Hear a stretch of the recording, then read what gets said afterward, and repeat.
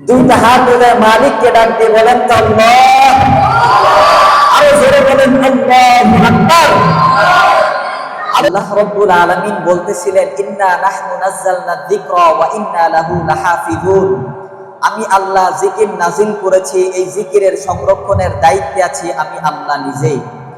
আল্লাহ রাব্বুল আলামিনের যদি ইচ্ছা হইতো, আল্লাহ রাব্বুল আলামিন যেহেতু দুনিয়াটা দারুল আসবাব, এজন্য আল্লাহ রাব্বুল আলামিন আল্লাহর জিকিরকে হেফাজত করেছেন 7-8 বছরের শিশু বাচ্চাদের সিনার মধ্যে, যাদেরকে বলা হয় হাফেজ সাহেব।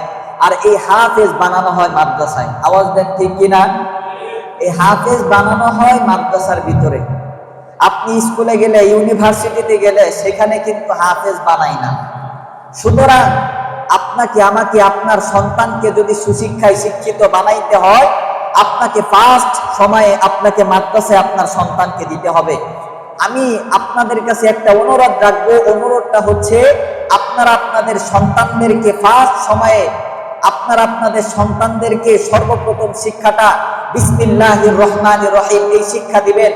সর্বপ্রথম শিক্ষাটা আলিফ লাম মিম যালিকাল কিতাবু লা রাইবা ফীহি হুদাল লিল মুত্তাকিন এই শিক্ষা দিবেন।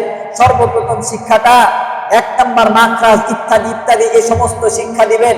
আমি হলফ করে বলবো, ওই সন্তান ভবিষ্যতে নাস্তিক হবে না, মুরতাদ হবে না, আল্লাহর আইনের বিরুদ্ধে হুকুম জারি করবে না, জিকির বিরোধী হবে না ইনশাআল্লাহ।